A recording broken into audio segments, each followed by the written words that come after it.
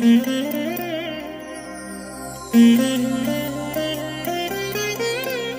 దినం పరము నుండి దిగివచ్చు మాట. ఇది నీ జీవితానికి వెలుగుల బాట. నీ ఒడిలో ఉంచబడిన దీవెనల మూట, అద్భుతాల ఆనంద ఊట. నవంబర్ 21 సంవత్సరమంతా మీరు బైబిల్ చదివి ముగించడానికి ఈరోజు మీరు చదవలసిన లేఖన భాగము ఉదయం యెహెజ్కేలు గ్రంథం 16 మరియు 17 అధ్యాయములు, సాయంత్రం యాకోబు రాసిన పత్రిక 3వ అధ్యాయము. క్రీస్తునందు నా ప్రియమైన దేవుని బిడ్డలారా, ఈ ఉదయకాల సమయంలో ప్రభు యొక్క కృప మిమ్మును ఆవరించునుగాక. ప్రియ దేవుని బిడ్డలారా, ఎలా ఉన్నారు? ఈ దినాలలో మీ పరిస్థితులు ఏ విధంగా ఉన్నాయి? మీ ఆత్మీయ జీవిత యాత్ర క్షేమాభివృద్ధి పొందునంతగా మీ యాత్ర ముందుకు కొనసాగుతూ వెళుతూ ఉందా?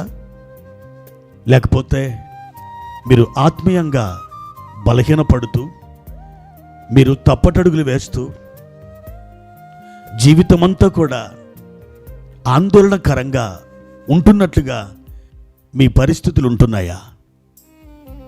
ప్రియ దేవుని బిడ్డలారా, నీతి స్వరూపుడైన దేవుడు, ప్రేమ కలిగినటువంటి దేవుడు, ఆయన మీతో కూడా ఉన్నారు. ఆయన మిమ్మల్ని బలపరుస్తున్నారు. తల్లి తన బిడ్డను మరిచిన దేవుడు ఎంతమాత్రం మిమ్మలను మర్చిపోడు. ఆయన తన అరచేతులలో మిమ్మలను చెక్కుకొని ఉన్నాడు. కృపాక్షేమములు ఎల్లప్పుడూ మీ వెంట నడుస్తాయి. ధైర్యముగా ఉండండి. ఏ విషయమందును మీరు సోలిపోవద్దు, బలహీనపడద్దు. మీరు అవిశ్వాసానికి, అల్పవిశ్వాసానికి చోటు ఇవ్వద్దు. విశ్వాసంతో మీరు ముందుకు కదిలి వెళ్ళండి. నిశ్చయముగా దేవుని యొక్క కృప మిమ్మలను బలముగా ఆవరించి, మీరు ఏ స్థలమునకు వెలుచున్నారో దక్షిణ హస్తం చాపిన దేవుడు అక్కడికే క్షేమముగా మిమ్మల్ని తోడుకొని వెళ్తాడు. ఈ ఉదయకాల సమయంలో ప్రభువారిచ్చిన ఒక వాక్యాన్ని చదువుకుందాం. 145వ కీర్తన 19వ వచనం. తన యందు భయభక్తులు గల వారి కోరిక ఆయన నెరవేర్చును.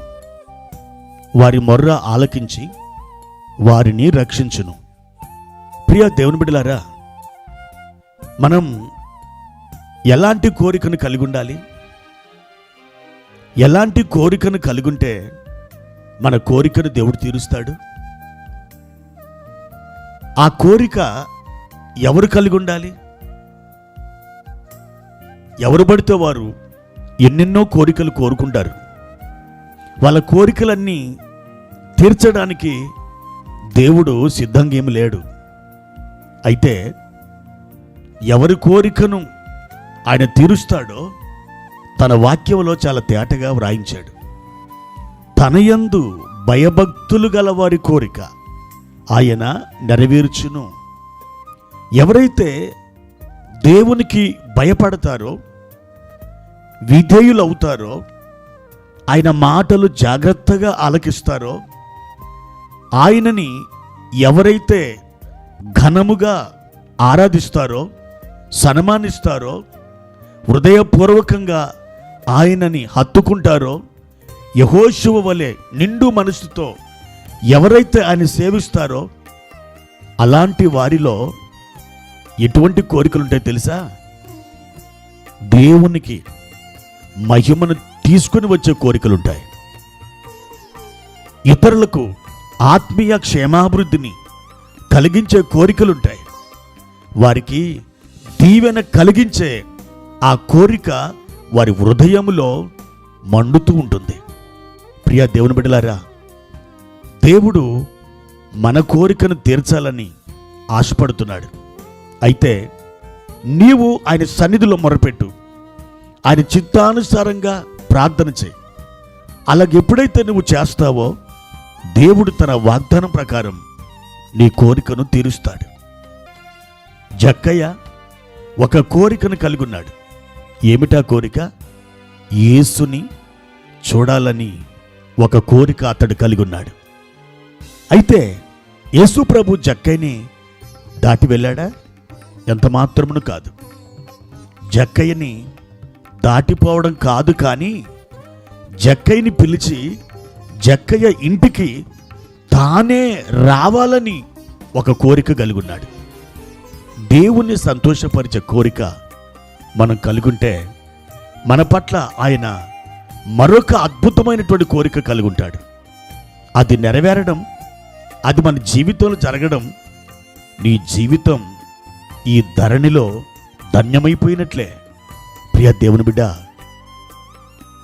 20వ కీర్తన 4వ వచనం ప్రకారం నీ కోరికను సిద్ధింపజేసి నీ ఆలోచన యావత్తును ఆయన సఫలపరచును. ఈ వాగ్దానం చొప్పున దేవుడు మిమ్మల్ని ఆశీర్వదించబోతున్నాడు. ఈ వాగ్దానం ప్రకారం ఆయన మిమ్మల్ని నడిపించబోతున్నాడు. కాబట్టి ఆయన సన్నిధిలో భయభక్తులు కలిగి మీరు మొరపెట్టండి. నిశ్చయముగా జవాబును మీరు చూస్తారు. దేవుడు అట్టి కృప మీకు దయచేయునుగాక. ప్రార్థన. పరిశుద్ధుడా, ప్రేమ కలిగిన తండ్రి, ఈ ఉదయకాల సమయంలో మీకు కృతజ్ఞత స్తుతులు చెల్లిస్తున్నాం. మీ యందు భయభక్తులు గల వారి కోరిక మీరు నెరవేర్చే దేవుడుగా ఉన్నారు. మీకు మొర్రపెట్టినప్పుడు మా మొర్రను మీరు ఆలకిస్తారని మీ వాక్యము ద్వారా ప్రభువా మేము తెలుసుకొని ప్రభువా ఉత్సాహంతో మిమ్మల్ని స్తుతిస్తున్నాం, మిమ్మల్ని ఘనపరుస్తున్నాం.